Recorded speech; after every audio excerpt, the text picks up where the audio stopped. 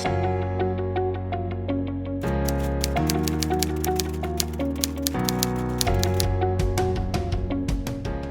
evening and welcome to Gwinnett County Public Library's Meet the Author series in partnership with the Georgia Essentials for Childhood Initiative.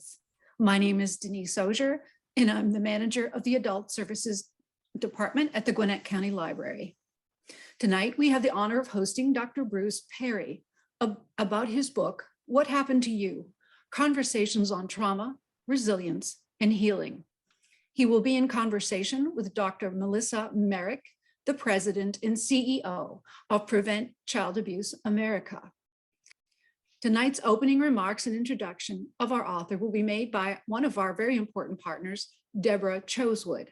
She is the Deputy Director of Prevention and Community Services, PCS, in the Georgia Division of Family and Children's Services. PCS is the state entity charged with administering federal and state funding streams geared towards child abuse and neglect prevention. She is the backbone member of the Georgia Essentials for Childhood Initiative. I give you Deborah Choswood. Thank you very much, Denise. And we are just so excited to have Dr. Perry and Dr. Merrick with us here this evening. And we thank you all. We know that there's a tiny little football game happening tonight. So we are excited that you were still willing to join us this evening to hear about this great book. So I am going to just take 1 second to share my screen. So again, my name is Deborah Choswood. I am the Deputy Director of Prevention and Community Support, and we have partnered with the Georgia Essentials for Childhood Initiative this evening to host our first inaugural Georgia Reads event. And we're so excited that this book, What Happened to You, which is so in line with all of the work that both of our agencies do, is our first book, our first statewide Georgia Reads event. And so my section director, Glenine Lanier, is also participating here. She's in the audience. And we have several other partners who have joined us on this Georgia Reads event. Jennifer Stein will introduce herself in a minute. We also have Tiffany Sawyer, who is the Prevention Director at the Georgia Center for Child Advocacy. Dr. Emily Ann Ball, who is the Executive Director for Resilient Georgia. The Georgia Family Connection Partnership was also a partner in this work, and the entire Georgia Essentials for Childhood Initiative. And a little fun fact, Dr. Merrick actually started with the Essentials for Childhood Initiative when she worked with the CDC. And so there is still opportunity, even though tonight's event is sort of our star event for our inaugural Georgia Reads book discussion. We still have opportunities for you to host book club events. So if you are interested in, after reading the book, after hearing Dr. Perry and Dr. Merrick tonight, if you are interested in hosting a local book club about the book, you can sign up at the link there, and Jennifer is going to put the link in the chat for us. And you can actually receive our Georgia specific discussion guide that you can use to host your book club discussion. Prevent Child Abuse Georgia is also going to be hosting a couple of book club discussions coming up, and Jennifer will talk about that in just a moment. So I wanted to share a little bit about something very exciting that happened here in Georgia. So we have a Georgia Parent Advisory Council who was also reading the book along with us. Those are some of the members of our Georgia Parent Advisory Council. And so the Georgia Parent Advisory Council, we oversee that Parent Advisory Council. We call it fondly the Georgia PAC. Some of the members may be here with us tonight. We do that in partnership with the National Children's Trust Fund Alliance. And the Children's Trust Fund Alliance works to help support our PAC. And when we mentioned that we were going to be doing a Georgia Reads book club discussion about this book, they were so interested in that one of their graduate research assistant interns actually offered to help facilitate the book club for us. And she was meeting weekly with the Parent Advisory Council. And she actually reached out to Oprah Winfrey and had Oprah Winfrey volunteer to come and spend an hour with our Parent Advisory Council members on the last day of the book club meeting. So they met weekly for a couple of months, and on the last visit, a special surprise guest showed up, and there she is at our event. So we just wanted to share a couple of the quotes that Oprah shared with us at the Georgia PAC book club meeting. She talked about the fact that you are all here with the intention of growing into a better version of yourself by coming together in this community. I celebrate you all. I know how hard it is to continue to do the work on yourself. Samantha Valentine is pictured here. She is one of our PAC members. She may be here also attending tonight. And she shared that this book club and discussion has provided necessary reflection personally, as well as provided me pillars needed to help me stand firm in the advocacy work that I do in the community. When true transparency takes place, amazing change is contagious. So that was just a comment from one of our Parent Advisory Council members about the book and what it meant to her. And then one other thing that Oprah shared with our PAC and also wanted shared with all of the parents who have read this book in Georgia and who have responded to this book so positively as we did, is I think that there is no higher calling on earth than to be a mother and to get that right. Those of you who are doing it know how hard it is because of the multiple hats that you put on and wear, particularly during a pandemic. I have nothing but reverence and praise for the work that you do every day. And she said mother rather than parent because it happened to be all women in our present. I don't think she was discounting the role of fathers. We just didn't have any fathers there that night. And then the final quote from Oprah is her favorite part of the epilogue. We asked all of the attendees that night to talk about what was their aha moment in the book or what was their favorite part of the epilogue. And she said that her favorite part of the epilogue was the last sentence. And that is what happened to you can become not just your strength, but what happened to you can become your power. So with that, I am going to, and this is the group that helped us. Chloe Corian was the intern. Kara Georgi helps us with the Parent Advisory Council, and Teresa Raphael is the executive director for the Children's Trust Fund Alliance. So Bruce Perry, MD, PhD, is the principal of the Neurosequential Network. He's senior fellow of the Child Trauma Academy and an adjunct professor in the departments of psychiatry and behavioral sciences at the Feinberg School of Medicine at Northwestern University in Chicago and the School of Allied Health, College of Science, Health and Engineering, La Trobe University, Melbourne, Victoria in Australia. So it's got a few hats that he's wearing. Over the last 30 years, Dr. Perry has been an active teacher, clinician, and researcher in children's mental health and the neurosciences, holding a variety of academic positions. His work on the impact of abuse, neglect, and trauma on the developing brain has impacted clinical practice, programs, and policy across the world. Dr. Perry is the author with Maya Salavitz, I think, of The Boy Who Was Raised as a Dog, a best-selling book based on his work with maltreated children, and Born for Love, Why Empathy is Essential and Endangered. Dr. Perry's most recent book, What Happened to You? Conversations on Trauma, Resilience, and Healing, co-authored with Oprah Winfrey, is a #1 New York Times bestseller. And we are just so thankful for Dr. Perry for sharing his valuable time with us this evening. And I am going to turn it over to Jennifer Stein to introduce Dr. Merrick. Thank you, Deborah.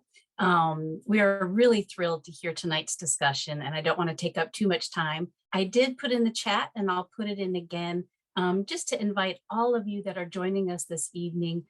Prevent Child Abuse Georgia will be hosting 2 book club discussions.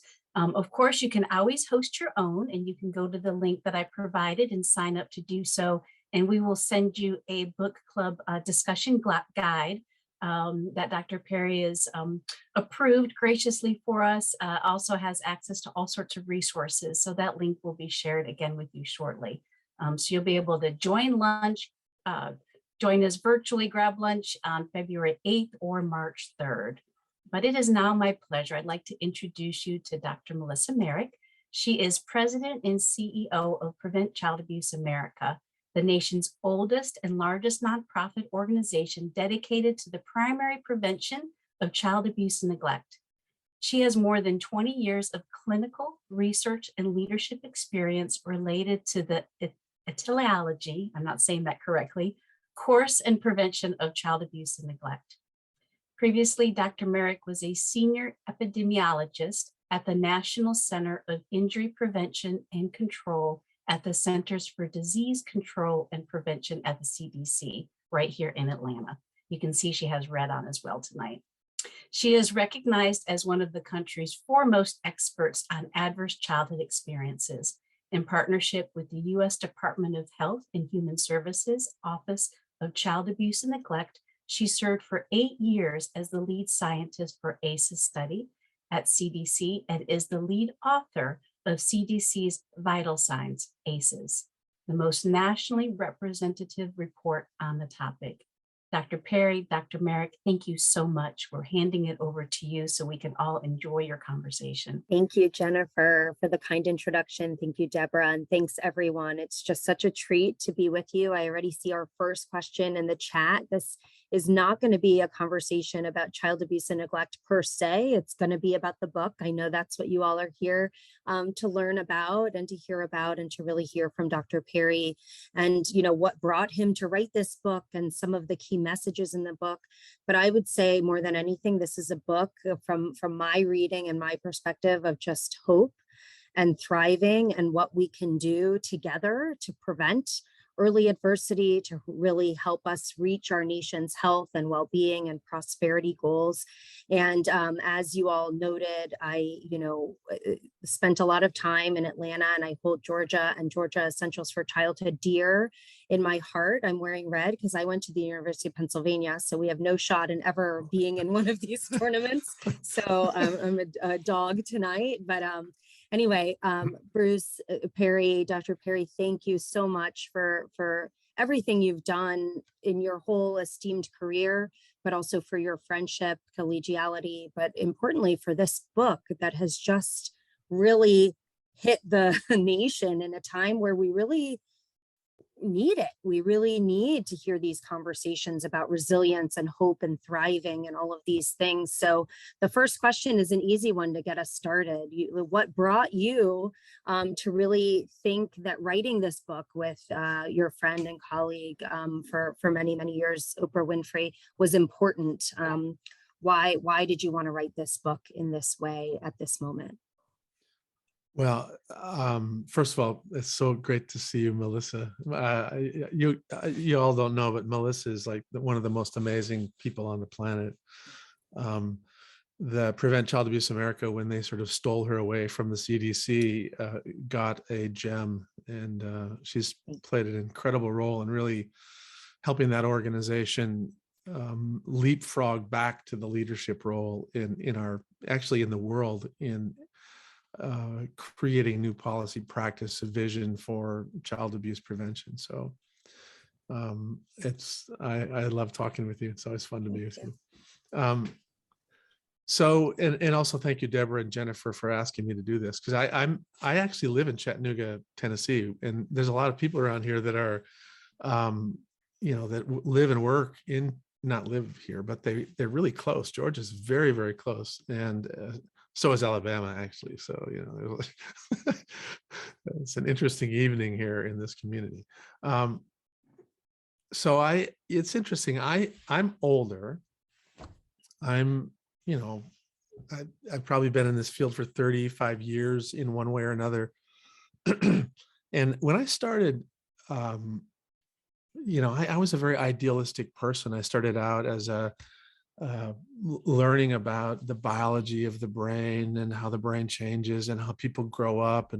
And I just had this very strong streak of social justice in me. And I kept thinking that, gee, if people knew better, they'd do better. You know, that's sort of the famous comments paraphrased.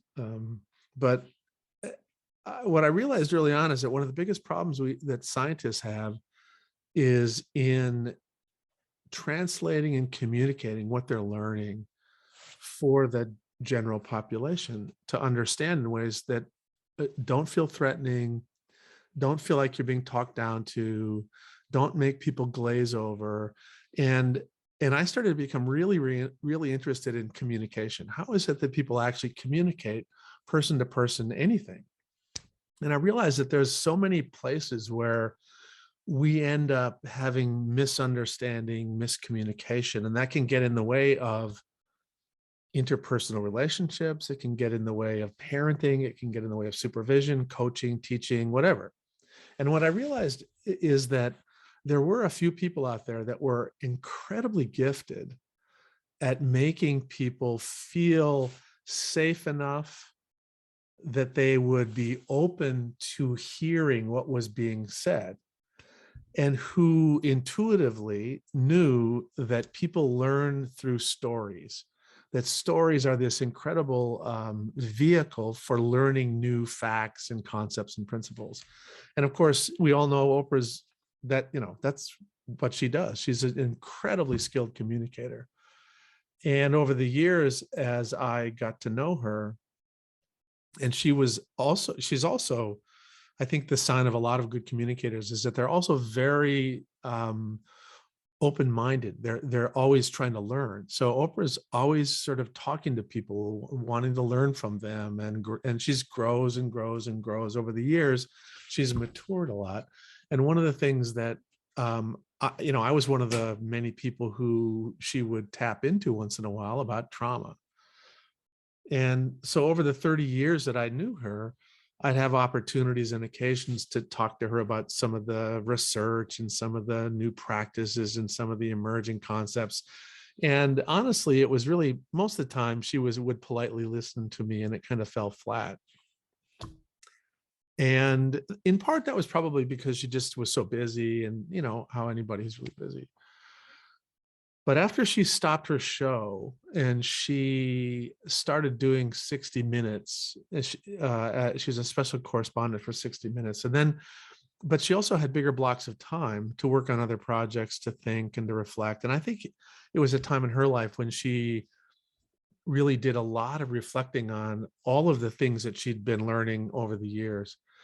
And she asked me to be part of a story about abuse, and it was based in Milwaukee. And we were having a conversation after the taping at lunch, talking about a bunch of stuff. And one of the things she brought up is, these kids, one of the kids had been having all of these problems, and then they'd gone out of their way. Many, many, many adults had gone out of their way to help this person, but he didn't really take advantage of what was being offered. And at one point she said, what's wrong with him? And I said, well, it's probably really not useful to think about that as much as it is to think about what happened to him such that he couldn't take advantage of what was being offered. And it was almost like a light bulb went off in her head. And she talks about this, that for her, that there was this aha, that all of these things that she'd been hearing from me and from other people just kind of became clearer and clearer. And it was at that point that I sort of realized one thing. One thing I realized was that I'm really a terrible teacher. Taken 30 years for her to finally get it. Anyway, but then the second thing was that a lot of times just the tiniest little reframing can lead to just a whole different perspective. It's almost like you just sort of take that one last step to the top of a hill, and you see this entire new vista. And that's kind of what happened with Oprah. And her publisher asked her after that 60 Minutes piece whether or not I would be willing to write a book about this. And I said, I've already written a book about this. And, you saw how far that went. I said, Oprah, you should write a book about this. And she said, oh, I can't write a book. I don't have time to write a book. And I said, well, why don't we just, we talk about this all the time. Why don't we just tape it? And then we'll just sort of turn that into a book. And that's kind of what we did. And so that's kind of what happened. It's incredible. And to be honest, the way you describe it there, it's like the conversational aspect of the book was sort of a practicality, like a logistics, like let's just talk through it. But it's also something that is so compelling about this book. And one of the, people at registration submitted some questions that I'm picking from, but one of the questions or buckets of questions was around the format of the book, exactly getting at what you just said. It's like you can have the best science and randomized controlled trials and all of these things, but if no one understands what the findings are, if no one's able to really understand how it affects them and how it impacts their story, and if it's really in a vacuum without the context that and the richness that comes from the conversation, the storytelling, it can really be lost. So tell me more about that conversational aspect. I know that myself, like I've read the book cover to cover, but I've also listened to the book and, on audiobook, and hearing your voice and Oprah's voice in my ears, like it's something visceral that happens, in recounting these really tremendous stories from people that you all have come across over the years. Tell us more about that experience and those conversations. It's one of the things that happened was we just decided to sit down and record conversations. We sort of had an outline of what are some important things that we think people should know about this topic, and then organized a conversation and taped it over a period of 3.5 days. And so we would sit on her porch and, we just had these conversations. And the result was, honestly, it was great. It was fun to talk with her. And she's we'd start down one direction, there's a plan. And then as soon as we start talking, we're just like all over the place. So when we got the transcript, I looked at it and I went, oh my God, there's not a complete sentence in this entire transcript. And so it was, I don't want to say it was a mess, but it was a lot of work sort of pulling it into something that was a little bit more coherent. But I think part of what we were able to maintain and capture in the book was just there were these just genuine elements of connection and conversation. And I think that I worried a little bit. She worried a little bit when I got too sciencey. And so she'd say, you got to say that. Don't use those words. And I said, we have to use these words. I mean, it's okay. People can understand this. I don't want to talk down to people. And so we had these debates back and forth. And at one point she was looking at the proofs of the book and she said, oh my God, I can't believe that I've got it written a book that's got charts and graphs in it. And I said, it's okay. It's okay. We'll see. Maybe people read it. Maybe they won't. Yeah, well, they certainly have. I mean, this is, there's just book clubs all over the country reading these words, listening to the book, and really for some, reinforcing things that they have studied for years and years. But for so many, it's really bringing new awareness to things that maybe they've experienced deep in their history and their family's history, but have really never brought that language to life, those kinds of developmental adversity and trauma and resilience. I think people have maybe superficial understandings of those terms, but in these conversations, this powerful book, it's brought to life. So I think there is that good balance between the sciencey and then the real just life that everybody can find themselves in these stories that you all have chosen. And, I don't think it hurts to have all of the celebrity, right? Oprah being a superstar, but then all of these people that have really latched on. Can you tell us a little bit about that? I mean, people are interested in, how conversations have been opened up because of the virtual book tours. I know many in the Prevent Child Abuse America family attended the one with Kristen Bell and Dax Shepard, but there were others. Tell us a little bit about that and how what the power of celebrity plus science plus storytelling has done here. Well, it's interesting because I was not prepared for what was about to happen. I mean, I've been with Oprah and I've seen the Oprah effect and all that kind of stuff, but I just didn't realize what a whirlwind it is to do a book tour with somebody who is a celebrity. And they just line these interviews up, and it's with Rob Lowe, and then it's with a famous person after famous person after famous person. And the really interesting thing for me was how universal so many of these concepts are. Here's these people, and you see them on TV and you see them on People magazine, and you think their lives are perfect. And they're talking about, their struggles with their kids and getting their kids to, how do you get them to sleep? And, do I need to worry about this? And I had this bad experience, and that kind of makes sense about the way I don't like to do this or the way I do this. And it was a fascinating experience to kind of see people connecting the dots for themselves a little bit by reading the book. And the thing that was a little, this is a bit challenging, is that, as you said, a lot of the content in there, people who are in the field really kind of knew. It's not like there wasn't a whole lot of new content. But I think for many people who aren't sort of doing this kind of work, I think some of the stuff was pretty new.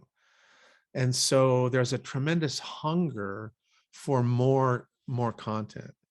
And we're trying to figure out how to address that. We're probably going to write another book. That's kind of like a guided book study. Yeah. Where we allow people to take a little bit of a deeper dive. Music to my ears. You're going to write another book. I love it. In your free time.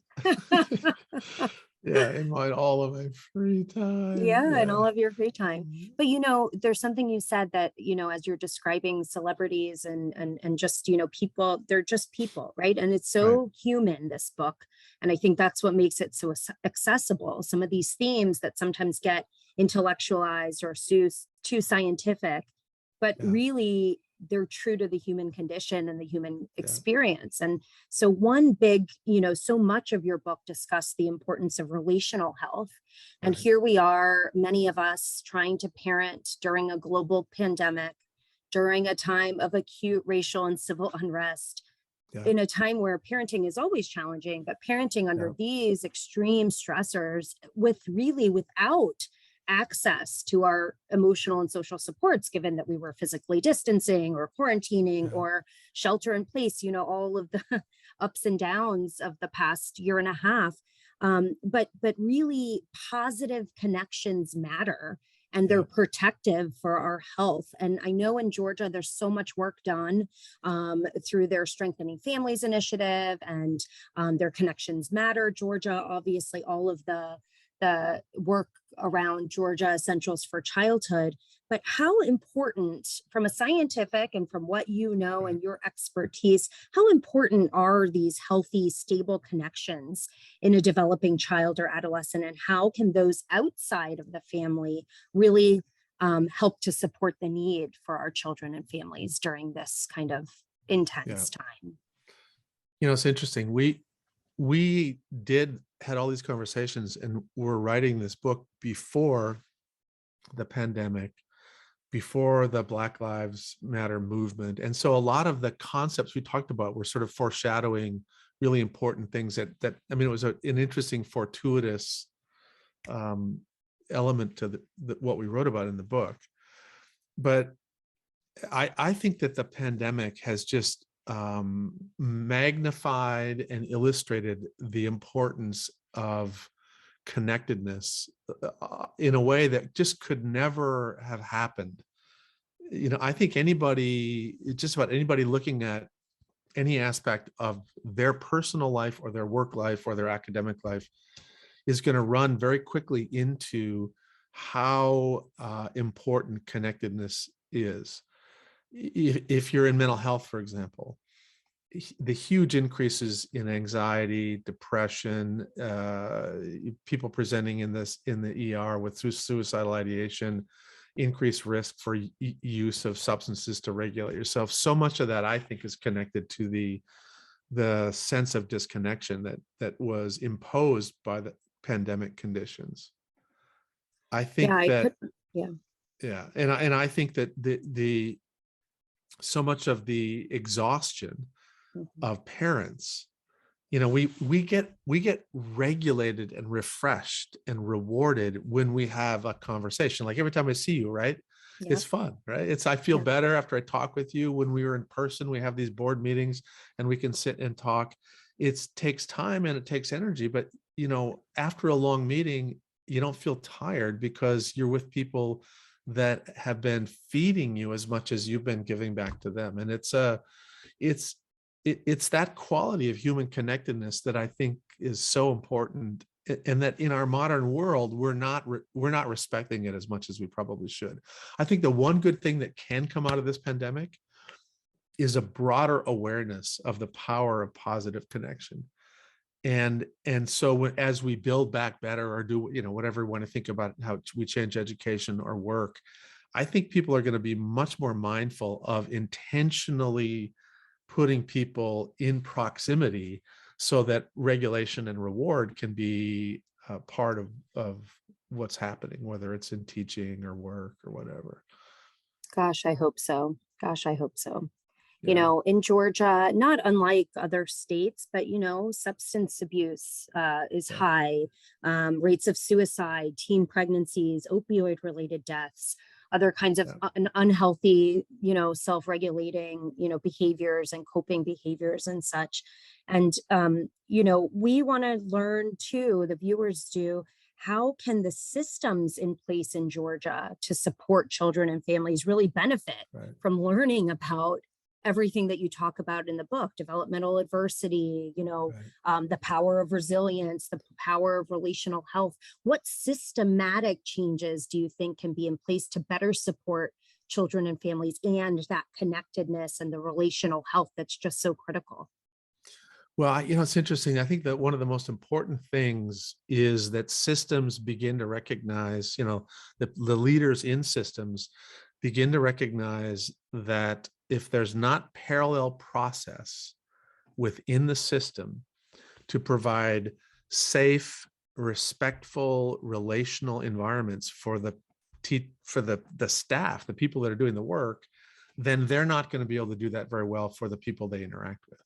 So the more you recognize how important it is, how important the way you are with the person is for coaching, teaching, work or whatever, the more you're going to recognize my job as an administrator or a leader in an organization is to create a climate of predictability, consistency, safety, respect, all of these elements that are part of what people refer to as sort of as a trauma-informed system.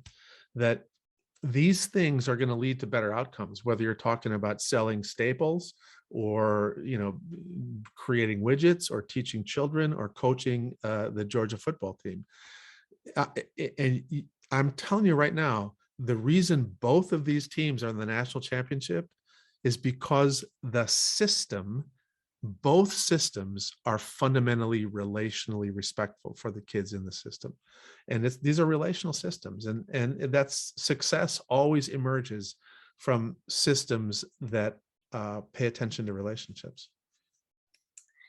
I love that, sort of breaking it down in this kind of simple way. And I think, you either mentioned this when we were talking before the conversation or in the beginning of this conversation, when you know better, you do better. And what's amazing about this book too, as a tool, is that it raises awareness of these processes and these systems and the connections and adversity, but also healing. It kind of raises awareness and commitment to that. But what can people who might be joining us tonight, who, okay, they now know more from reading the book, and they're excited for the part 2 and the deeper dive, but they want to make some real impacts now and beyond what they can do in their own families, although that can't be underscored enough and how important that is. But beyond that, what can a person who wants to help do outside of their family to really feel like they are trying to be part of this movement? It's interesting.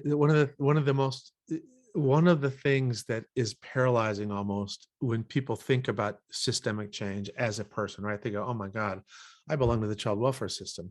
How am I, as a single person that doesn't have a lot of influence, maybe at a leadership role, how am I going to change this system? And the reassuring part of my response, I hope, is that you can make change in the lives of everybody you interact with if you give them tiny little moments where you're fully present. And whether it's just listening, whether it's reassuring, whether it's sharing something about your life, just it's in these little human moments that the matrix of positive change is created. And you can have the right answer without that matrix and you won't get change. But if you have that matrix and you don't have the answer, you'll find the answer. You'll collectively create answers that will move towards better systemic change. But what that means then is that every day when you get up and go to work, the way you treat the people around you will begin to be the catalyst for change. The more you're respectful, the more you're present, the more you put down your phone and you actually look people in the eye. And I know it's easy to say and kind of hard to do, but these little moments are incredibly powerful. And we kind of touched on that a little bit in the book, but it's something that we're talking about and learning a lot more about in all of our work as in our working group. But that's what you can do. Nobody is powerless. Yeah. I have so many amazing stories from people about how a very brief interaction with a teacher or a police officer or a judge literally made a huge sort of inflection point in the developmental trajectory of a person. And the universal feeling in those moments is that person saw them and was trying to understand them and trying to help them and be present with them. And those moments are powerful. And you have the ability to do that every day. Yeah. And you just never know. That's the amazing thing is you just never know when you're going to become part of that inflection point for somebody. Yeah. I'm so struck always by your words and just the meaning behind them. But, earlier we talked about how, instead of what's wrong with you, the book is called What Happened to You, right? To really build in empathy and awareness of, that people have this whole series and history of experiences that affect how their brains operate, how their genes express themselves, all of this complex stuff. And so it's not really what's wrong or right with you. It's maybe what are all of the different things that have happened. And now you've said sort of another reframe about, seeing others and being present and mindful in our relationships with others and in our even brief interactions with others. To be seen or to be heard is something, especially at this time of our divisiveness in our country and in this time of just excruciating stressors on families everywhere. It's really powerful to think, gosh, someone sees me or someone hears me or can understand part of my story. Help me understand what you think the seeing yourself brings, like the self-care, the self-awareness. Like, we give this kind of gift of seeing and hearing to others and not always to ourselves. So help me make that reframe. That's Melissa, that's such an important observation that and in fact, a lot of people who are the kind of people who would come to a call like this are so used to helping others and giving to others and are not as good at giving themselves the same space that they're encouraging other people to have. And so we spend a lot of time thinking about that. But it's, and I have to say, we haven't really cracked that code, honestly. You know, one of the biggest challenges we have is there's a lot of foster parents, a lot of adoptive parents, a lot of therapists, teachers who will do not give themselves that space where they can get regulated, where they can get rewarded, where they can have moments for reflection. They're externally focused. And I think part of what we all need to learn how to do is to have have that flexibility to give yourself a little bit of this kindness that you give to others. And again, it's one of those things that if you really understood how the brain worked, if you really believed that that was true, then you go, oh, that makes sense. I really can't be helpful to this person unless I work, Right. unless I'm actually able to be present. And it's very hard to be present for others if you aren't regulated. Yes. If you yourself, if you're hungry, you're thirsty, you're cold, you're scared, you're angry, you're frustrated at work, and then you have to go out and help a kid who's in foster care, that just, it's not going to go well. Yep. But Yep, if you it can feel be too valued much. and Yeah. respected in your workplace, if people are listening to you, if they're willing, if you are seen by a supervisor and you're encouraged, and then you can go out and exhibit that parallel process. See, that's the greatest, the interesting thing about human beings. We are so contagious, right? So love given ultimately becomes love given, right?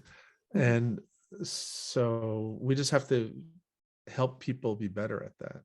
Yeah. Yeah. I love that. And it's, you get what you put out into the universe. I mean, and this is how Yeah. I sort of, conceptualize it for myself and in my family.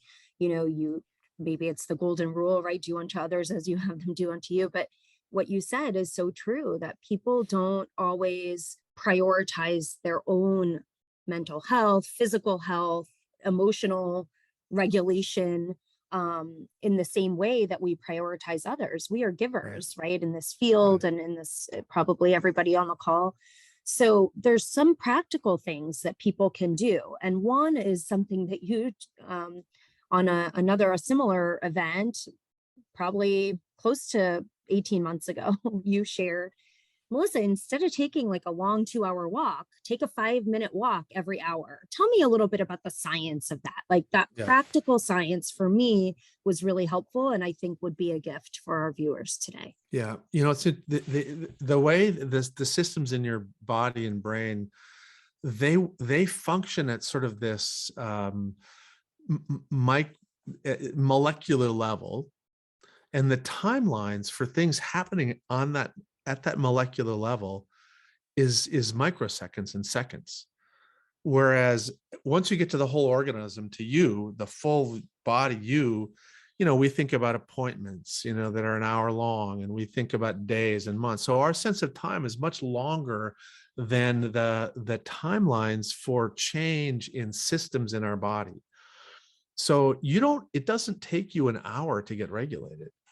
To regulate, sort of to make yourself calm down and get regulated, you can do that in 20 seconds if you do the right things.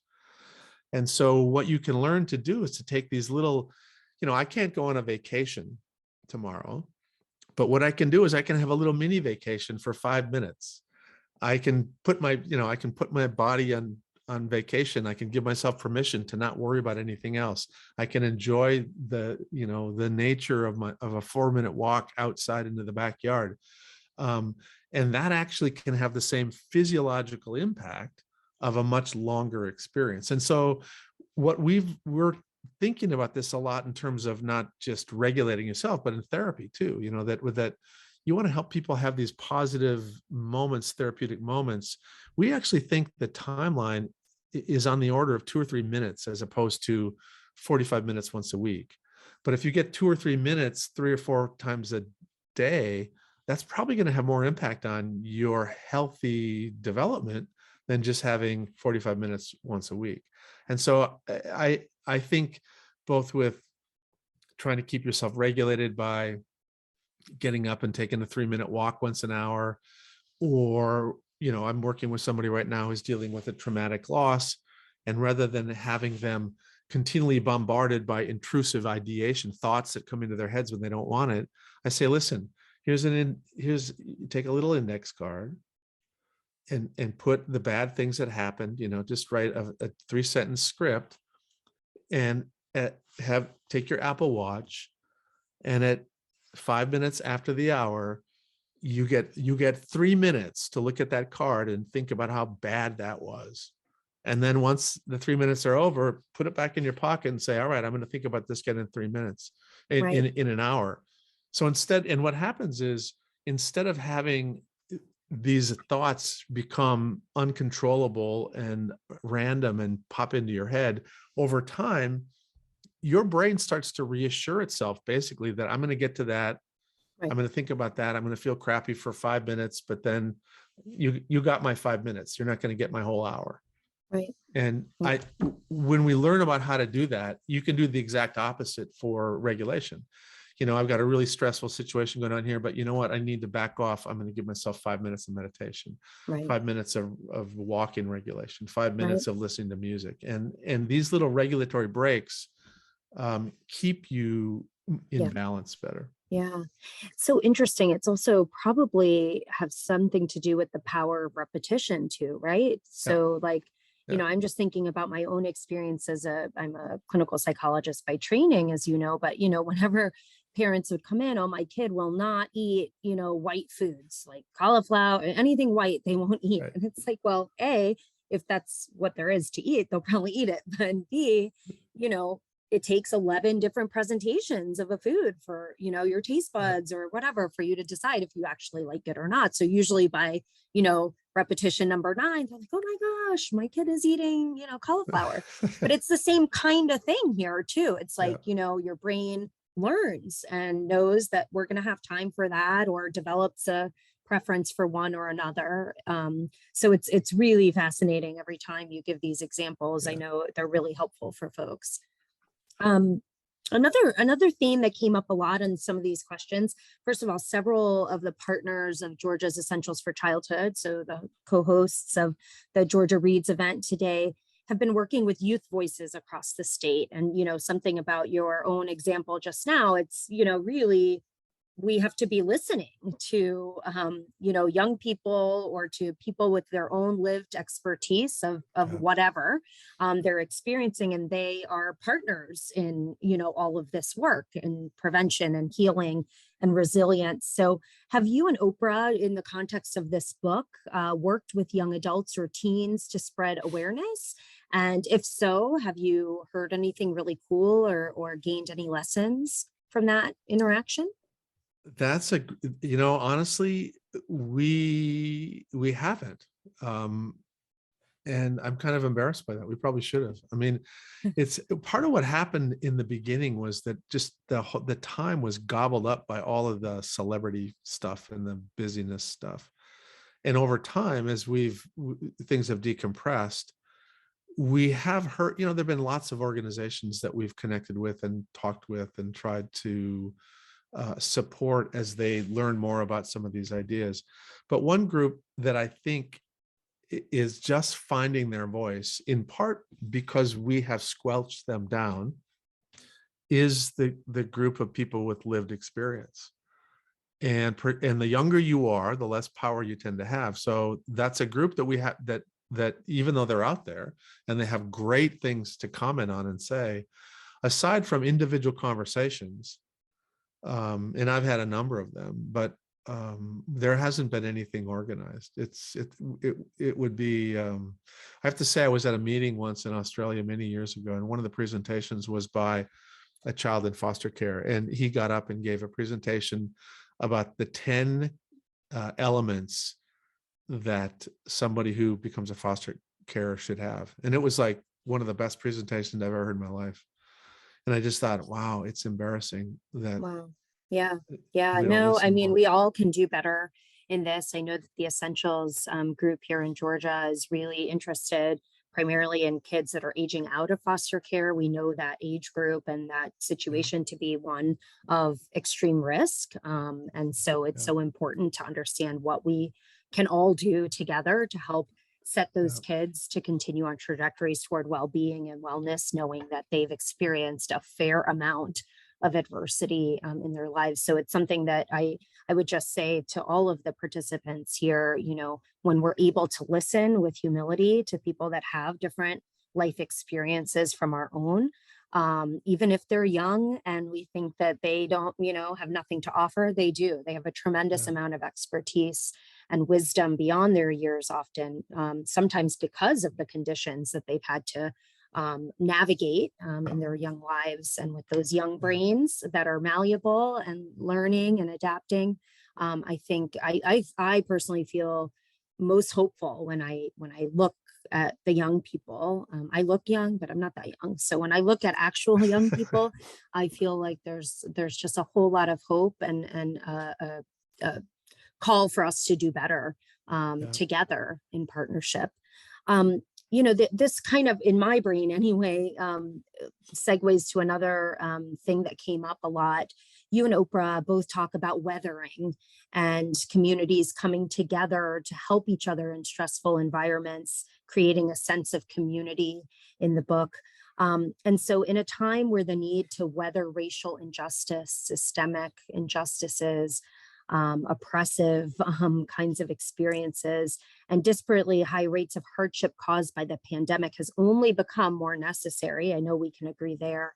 How can Georgia communities, or any communities, really create a sense of community belonging and support for families and children in all neighborhoods?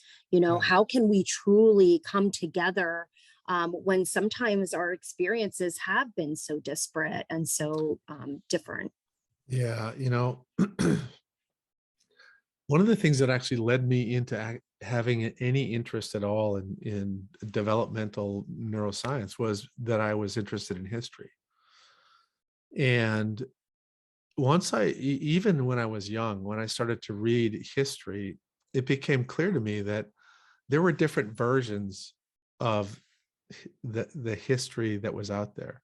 And the more I would read the books that were in my dad's bookshelf, as opposed to the books that I was reading in my history class, the more I realized that, there were things about, for example, and I read a lot about the American West because that's where I grew up. And it became clear to me that, wow, they didn't talk at all about the genocidal policies of, the United States government to try and literally intentionally destroy Native American tribes. And, the policies to intentionally pit one tribe against another so they would kill each other off, make it easier to just all of this stuff that's just horrible. Most of the people that I know growing up never learned that in the formal way that we were presented history. And so honestly, I think one of the most important things in us addressing the present is addressing what happened to us as a population. And what that means is every group of people has a different story, and many people's story is misunderstood and not told. And I think the full story of around slavery, the full story around how we managed the First Nations in this country, the full story of how we managed, even Irish immigrants, and there were waves and waves of poor, marginalized people of color, people of the wrong religion. All of them experience various degrees of oppression, and to some degree, that continues in the way some of our systems are organized to this day. And I know a lot of people just struggle with that, but we have to talk about it. Yeah. And if we don't, it's just is going to be another generation, and then another generation, and then another generation. And there's never anything wrong with telling the truth. It's like, you just can't go wrong by telling the truth. Yeah. Nothing but good can come from it. I totally agree with you. Of course, I think that this is something that is so highlighted in this time, right? The inequities and the things that are in the context and in the conditions that really set families on a trajectory toward not being their healthiest self or their, most well self. And like we already discussed, if you're not in the best place yourself, you're not going to be able to provide the best for others that we're, meeting and interacting with in life. So there's something about this collective trauma or historical trauma, these things that get under our skin way before, right? Generations before, that we can't just ignore and then expect a family to pull themselves up and do all the work themselves, right? That it really requires a more comprehensive approach, that we all have a role to play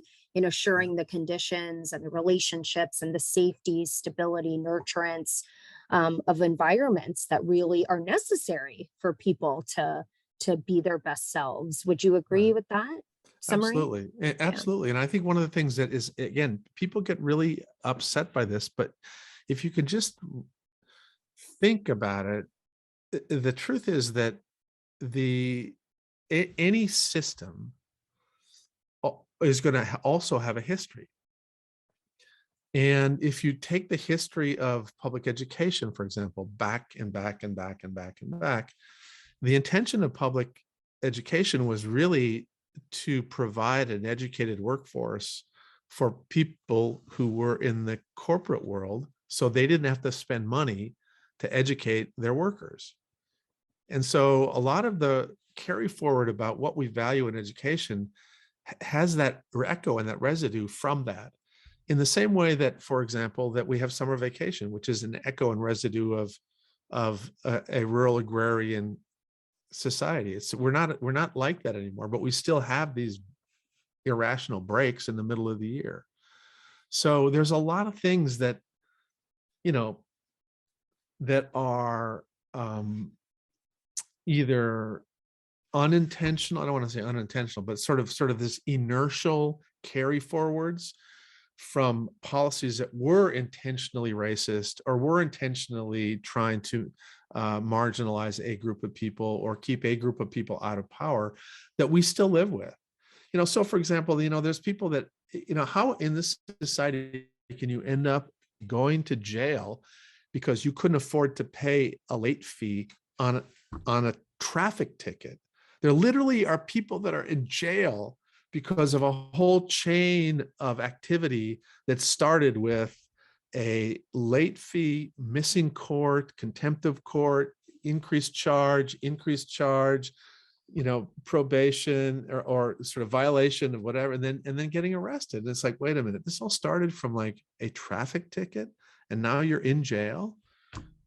Anyway, I don't want to, there are people who know a lot more about this than I do, but if until we start to look at stuff like that and call it out, we're never going to really, sort of get the family secret out. It reminds me of sort of families where everybody knows that Uncle Joe molests kids, but they still invite him to Christmas every year, right?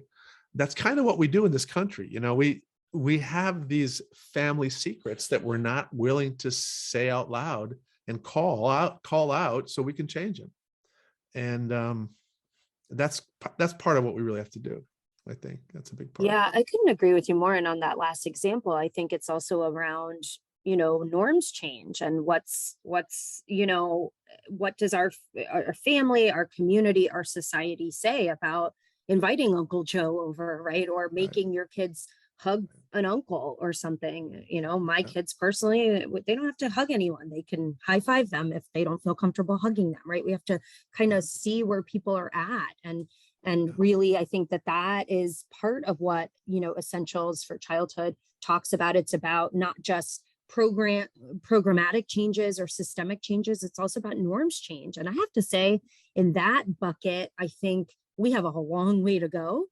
Because I think the dominant narrative in this country is like, it's a bad mom or a bad person or something that hurts children, right? As opposed to recognizing that we're all trying to do the best that we can. And, we've learned so much about about how we raise our children from the way we were raised. And then all of this extra intergenerational stuff that we've kind of reviewed really, set that intergenerational transmission. So, we really in this field now, and as this book just highlights how it's not just in this field, it's everyone. We all have a role to play in helping to to promote those safe, stable, nurturing relationships and environments, those connections, those things that can really counteract the adversity, right? And can really set the trajectory for more health and well-being, which really, is about something that I say a lot, but I think is just so true to this work, that prevention can only happen in partnership.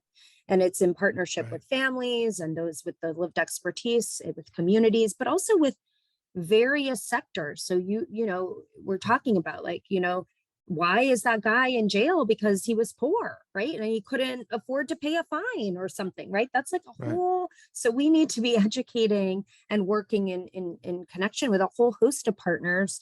I know in Georgia, there are several partners working with faith-based organizations. And that's one that I think during this pandemic has come up a lot. Certainly, I know you and I have been on sort of events like this with faith partners, but tell me a little bit about any innovative ways that you've heard that faith-based groups are really using their voice and their trusted, relationship with families and communities to really be a part of their commitment to awareness and prevention in this area. Yeah, it's interesting, and there are a lot of people. I see. It's interesting that I say it's interesting a lot, right?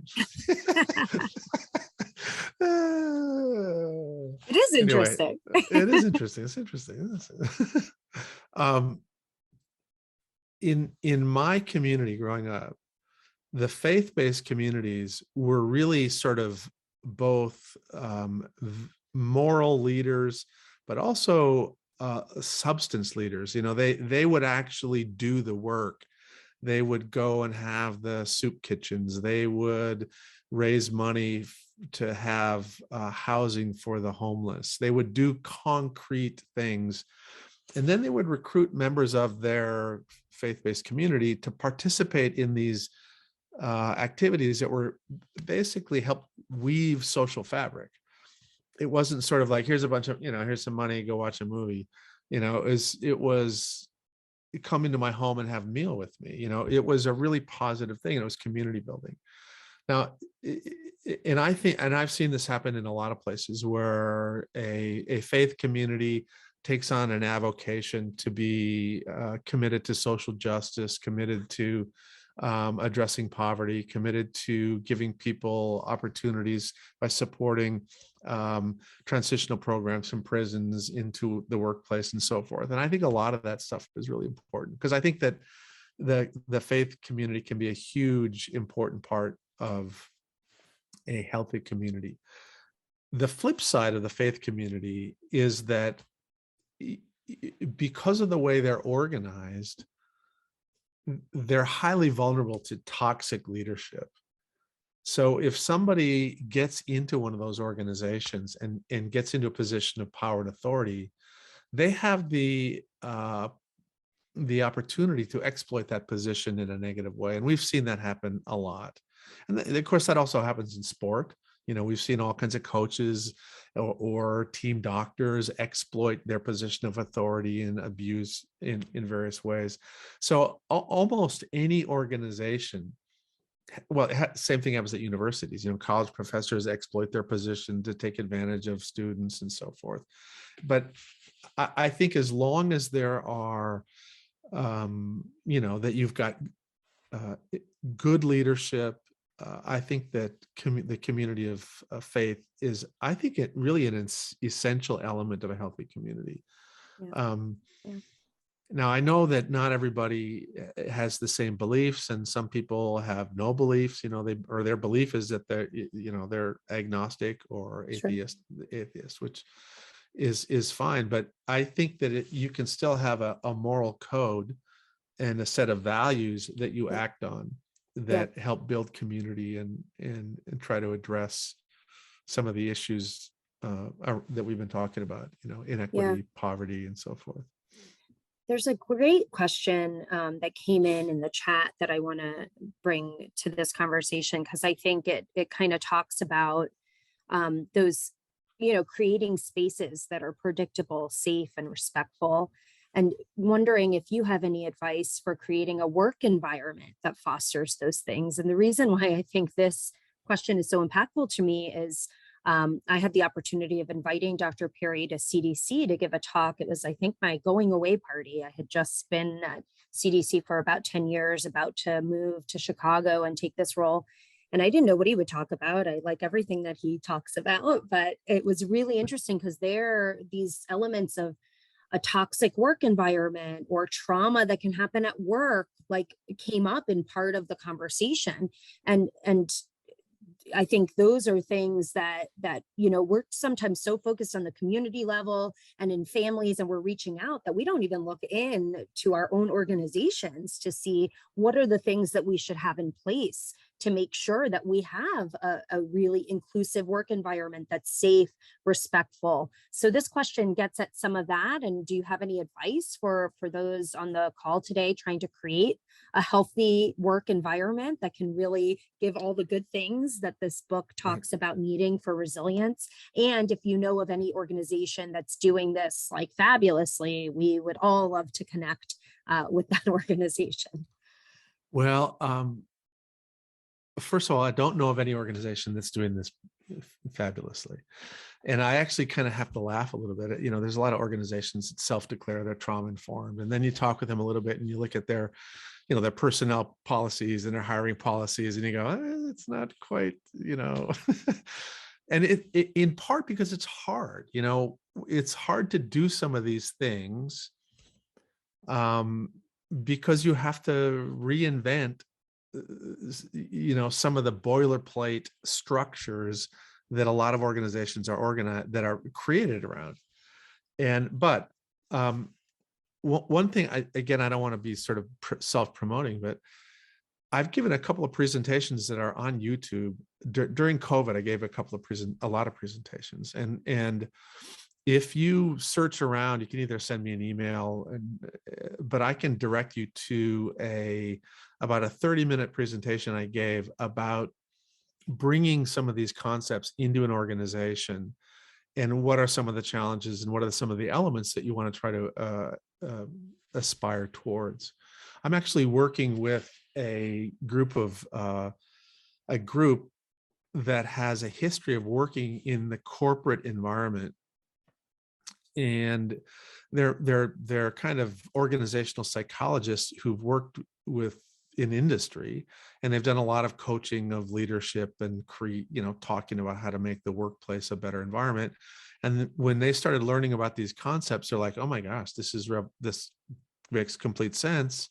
And they've reorganized and shifted the way they think about the way they bring the way they're trying to create a healthier workplace. And I'm happy to refer people, to that organization if you want to take a look at what they're doing.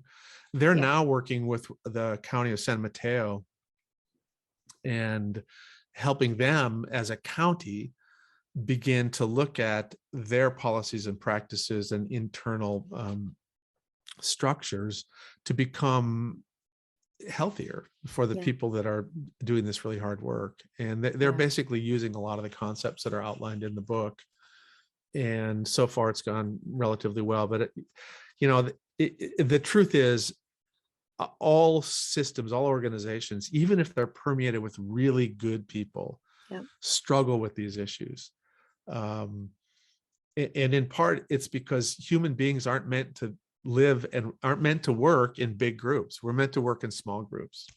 And so we are neurobiologically kind of wired to have these predispositions to have small work groups, to have a very shallow sort of hierarchy in our organizations. And we prefer what's referred to as distributed leadership. But almost all organizations have this hierarchical organization it's an invention that is kind of fighting our biology. And so that's where a lot of the conflict comes in, is that we're trying to take a species that is meant to live and work in small groups, and we're putting them in big groups and calling them a thing. We are the child welfare system, or we are, but within that big thing, there's all kinds of substructures and suborganizations and subgroups, and sometimes they're working at odds with each other. But Right, right. You're getting a lot of love in the chat for some of those YouTube videos, so people have good. seen them. There is a question that came in. What do you recommend for those of us that want to expand our knowledge of trauma after reading what happened to you? So I would say probably those videos are a good place, but are there other resources that you'd like to direct folks to? Well, there's a couple of other really good books, that people have written that I think are really helpful. There's a book, a fascinating book by Ed Tronick and Claudia Gold called The Power of Discord. It's about relational rupture and repair, which is a really, speaks to that whole micro experience thing that I've been talking about. Obviously Bessel's book about The Body Keeps the Score is a great book. I think people that are kind of getting introduced to the relationship between ACEs and health, Dr. Nadine Burke Harris's book is really good. The Deepest Well is the name of that book. And honestly, there are a number of websites that are just kind of a wealth of information. I would recommend that PCAA's website's got all kinds of places where you can sort of go off and to learn a lot more about early childhood topics and lots of areas that are of interest. And then, of course, the National Center for Child Traumatic Stress Studies has a website that's got a lot of resources for families and for different interest groups. So there's a lot of good places to start. Yeah. As always, this time always flies by when we're talking. I learn so It's much every 8:13. time. Has there kickoff taken place? Well, no, not yet. Not yet. But I want to invite Deborah to join us again. I think she wanted to pose a final question before we go and look in the chat. We may not get to everyone's questions, but I'm sure the group will follow up with resources. And you see that there's a ton of resources that people have shared in the chat. So thanks everyone for doing this, and I'll hand it over to Deborah. Thank you so much. And thank you, Dr. Perry and Dr. Merrick. This has been wonderful. I trust that the fact that we are close to kickoff time and we still have 100 people on shows that folks are just as interested as I am in the conversation you've been having. So thank you for your time. A question I would like to ask both of you is, we have a series of what are called inclusive conversations here in Georgia.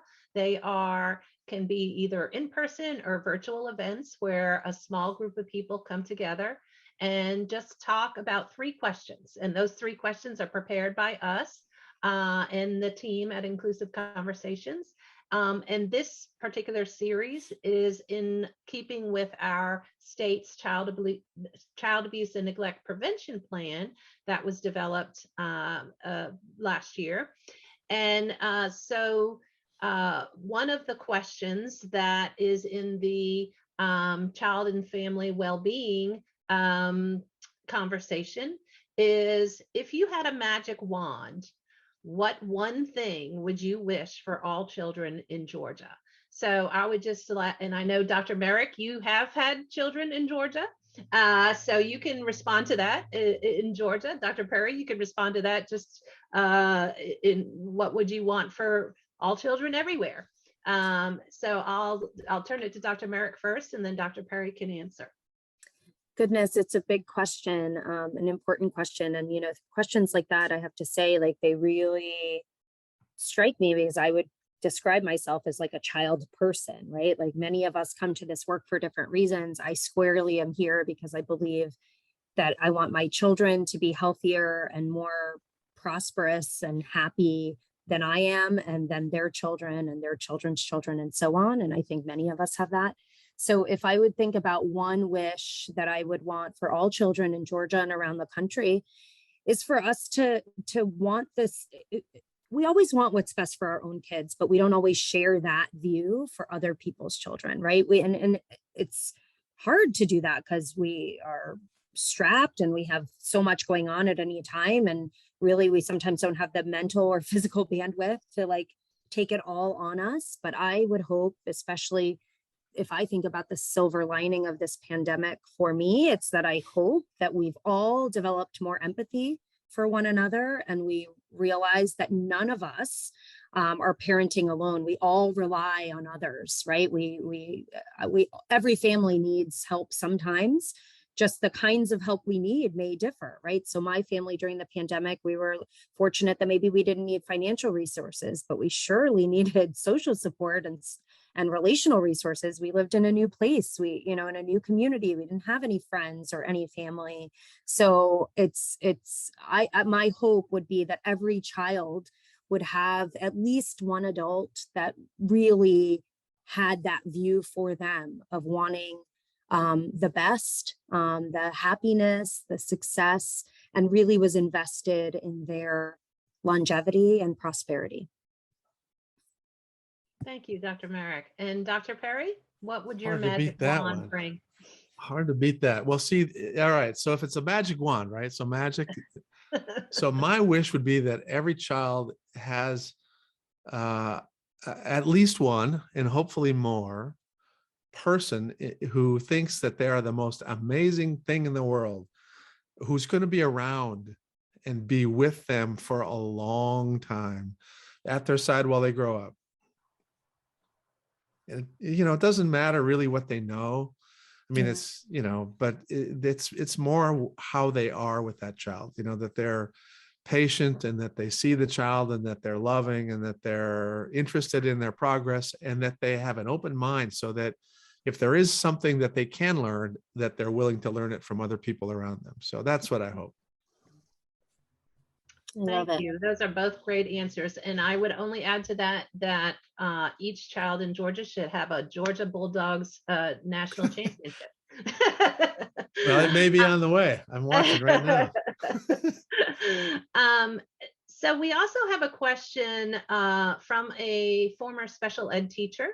And she is talking about how trauma and the impact of trauma impacts the way children learn and the way children are treated in the classroom. And so she's asking about developmental history and how that information is shared with educators. I know, Dr. Perry, that you had put together a book discussion guide specifically for educators and coaches. That's sort of what we used as the framework for our Georgia specific discussion guide. So would you like to respond to that? How is this information, first of all, how important is it for educators to know about this brain science and the impact of trauma on behavior?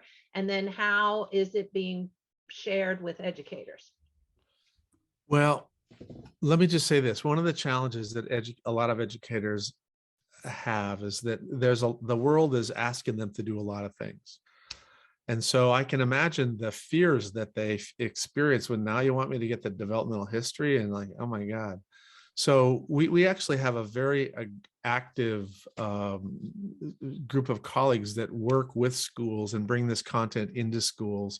And one of the things that we are really clear about is that you're not going to be in a position most of the time to get a really elaborate developmental history on the child you're with.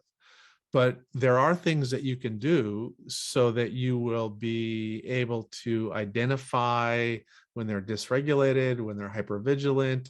There are ways that you can help them become regulated, and you can learn a little bit more about how the brain learns, how the brain under stress makes it harder for somebody to learn and stuff like that. So when we bring this content into schools, we really bring it in context of teaching educators about learning and the brain as opposed to trauma and developmental history.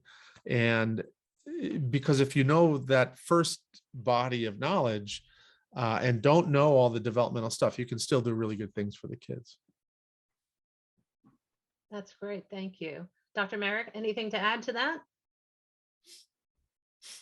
I think that was a perfect answer. I just want to, quick shout out to all the teachers that are on the phone right now. This is a tremendous time. And as a parent and leader. We are indebted to our teachers for taking on so much. Looks like And Georgia just sacked the Alabama quarterback. I'm just saying. this is going to go downhill quickly. I'm sorry to interrupt. No, I'm frozen. But yeah, shout out to all the teachers and educators out there. This is a really tremendously difficult time, and we need all of you. So. Well, I'm going to ask Jennifer Stein to come back on camera because I think she wanted to respond in addition to Dr. Perry and Dr. Merrick, if you have any comments, with Chloe Corian, who's actually the intern who helped us with our Parent Advisory Council book club. Had the question, what do you recommend for those that want to expand their knowledge of trauma after reading your book? What happened to you? So we'll give you an opportunity, Dr. Perry, to answer that. And then I think Jennifer wants to share some information specific to Georgia, what we have available. I would just say that, again, there are a lot of additional things that you can read. If you want to have any more advanced sort of professional training, there's a lot of places that you can think about connecting with. I mean, our organization allows people to do that. We have a lot of sort of postgraduate program elements, but the bottom line is that once you start looking around, there really is a wealth of information, and PCAA is a great place to start. You can come to the Neurosequential Model Network website and start there, and both of those are good starting points. Thank you. And I will share that the landing page for what happened to you is going to remain up even after tonight, because as I said, we're still encouraging folks to have book club events. So I wrote down the list of books that Dr. Perry mentioned earlier. And so we will add that to the landing page so that you can find out more information about those books after tonight. And so now, Jennifer, did you have something to add to? Just in the chat, I had put earlier that landing page, the URL for that, where you can go out. We're going to continue to keep that up to date. We will go out even as well to Prevent Child Abuse America's page and see that exact URL and get that added. But we worked through the book club discussion guide that Dr. Perry had utilized with educators and helped prompt us with the different resources that we could pool together for Georgia residents. So we just encourage you to continue to further the conversation in your community. First, I think and foremost is really by hosting a book club and having the conversation. It's in these intimate settings that you can have these conversations and build those relationships with one another. And it's those period of connections that really can make those small changes that have the great ripple effect that we want to have across the state of Georgia. So thank you both so very much, and for everybody for attending today.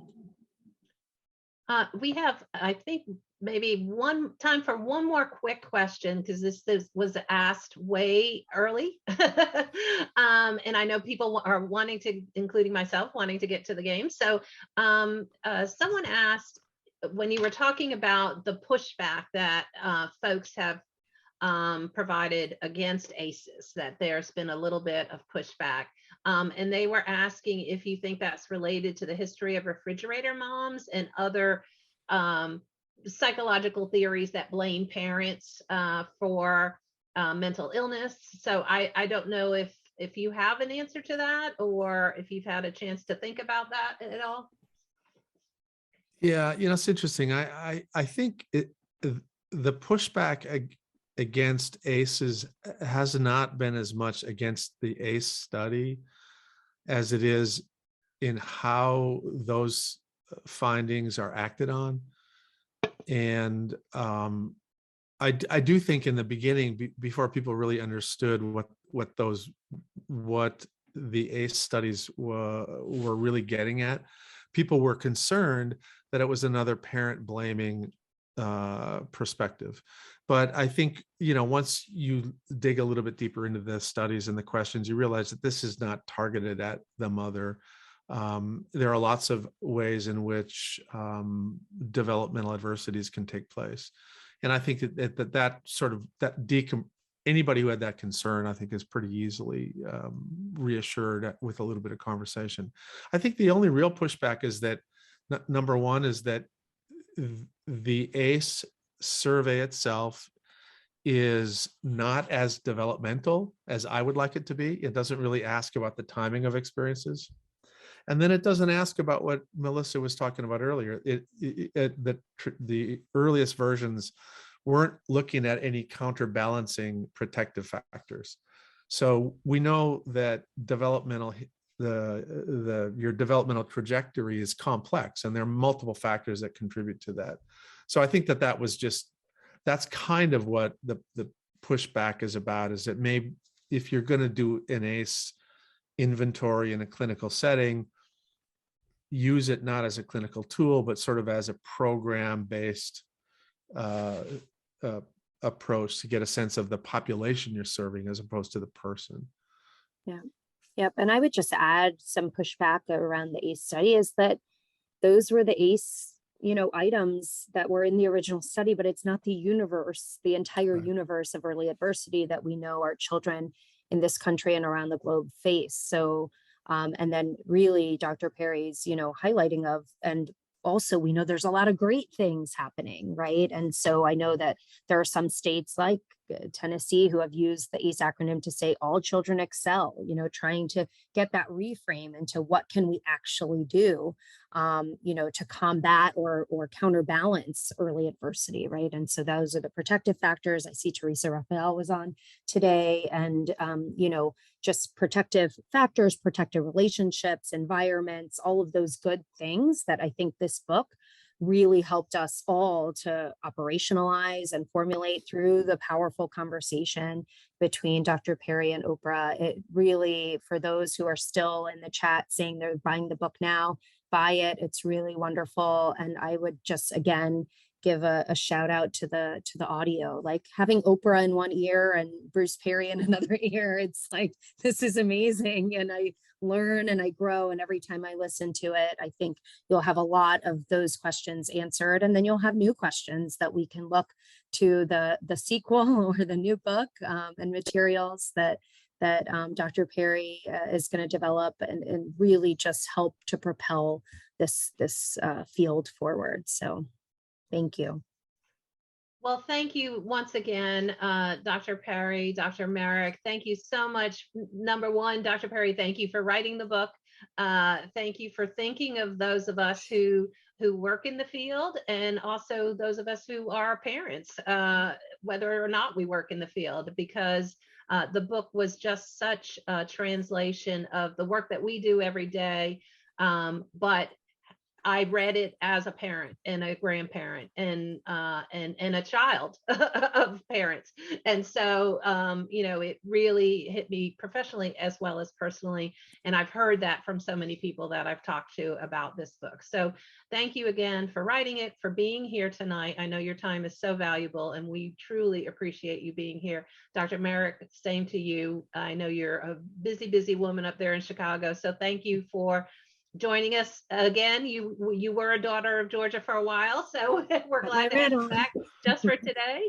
And go Dogs. I know Teresa Raphael is on here. She's an Alabama daughter, so but we're going to root for the Dogs here tonight. Thank you again, everyone. Thank you, My Gwinnett pleasure. County Library, for partnering with us.